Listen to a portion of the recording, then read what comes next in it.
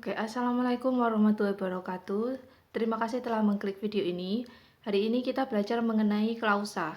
Klausa adalah rangkaian kata yang bermakna, berpola subjek verb, dan tidak diakhiri oleh tanda baca pengakhir.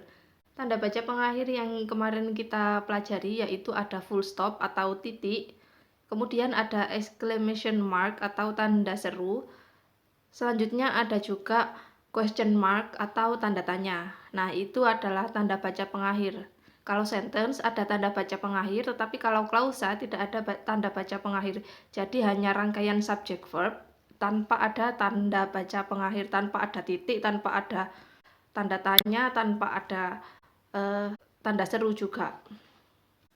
Selanjutnya, klausa ini dibagi menjadi dua. Ada main clause sama ada subclause atau subordinate clause. Nah, main clause ini disingkat menjadi MC, sedangkan subordinate clause itu disingkat menjadi SC. Nah, main clause adalah rangkaian kata yang bermakna dan berpola subject verb.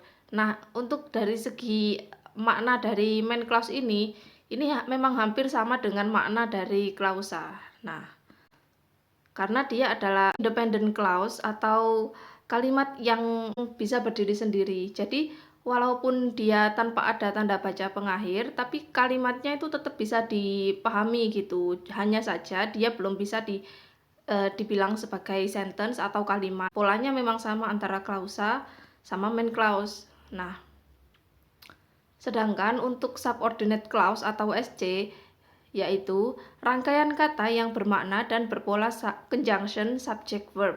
Conjunction subject verb ini adalah pola dari SC. Nah, SC ini bisa dibilang juga sebagai dependent clause atau klausa yang tidak bisa berdiri sendiri. Jadi dia perlu ada klausa lain agar dia dapat dipahami. Seperti ini contohnya.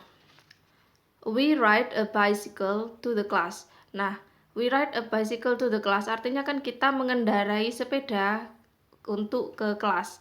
Nah, ini disebut sebagai MC atau main clause. We di sini sebagai subjek, sedangkan ride verb atau kata kerja, sedangkan a bicycle itu sebagai objek. Objeknya berupa noun phrase, rangkaian noun phrase, ada adjektif, a sebagai determiner itu sebagai adjektif, sedangkan bicycle itu adalah noun, dia menjadi head, maka dia ini adalah rangkaian noun phrase, sedangkan to the class itu adalah rangkaian prepositional phrase, to sebagai preposition, sedangkan the class ini adalah sebagai object of preposition dalam bentuk noun phrase. Tetapi walaupun kalimatnya hanya we ride a bicycle to the class, tetapi kalimat ini atau pernyataan ini dapat dimengerti. Sedangkan jika subordinate clause, jika ada main clause sama subordinate clause, contoh lain adalah we ride a bicycle to the class although we have a car. Nah, dari we ride a bicycle sampai ke kelas itu adalah rangkaian MC atau main clause.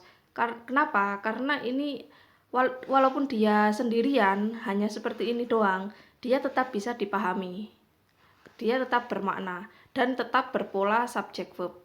Nah, sedangkan jika although we have a car itu dipisah, jika although we have a car dipisah, maka hanya tinggal although we have a car. Nah, dari sini tidak bisa dipahami. Artinya jadi seperti ini. Walaupun kita mempunyai mobil, nah, terus nggak ada terusannya, nggak ada lanjutannya tuh. Nggak ada lanjutannya terus apa maksudnya? Walaupun kita punya mobil, lah emang kenapa gitu. Namun jika ada rangkaian setelahnya, maka kata ini atau klausa ini bisa dipahami. Jadi kita mengendarai sepeda ke kelas walaupun kita mempunyai mobil. Nah, begitu. Jika pada tulisan akhirnya diakhiri oleh tanda baca seperti titik ini, maka dia menjadi rangkaian kalimat. Oke, jadi seperti ini. We ride a bicycle to the class ini adalah rangkaian MC atau main clause. Sedangkan untuk yang we ride a bicycle to the class, dari we sampai class ini adalah MC. Dari we sampai kelas. Nah, ini adalah rangkaian MC, sedangkan dari although sampai terakhir ini sampai car yaitu rangkaian SC. Nah, jika diakhiri oleh tanda baca pengakhir berupa titik ataupun tanda tanya ataupun tanda seru, maka dia tergolong sebagai sentence.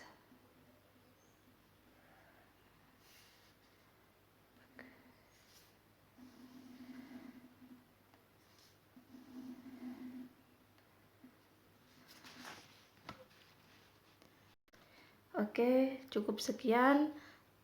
Semoga bisa dipahami. Terima kasih. Wassalamualaikum warahmatullahi wabarakatuh.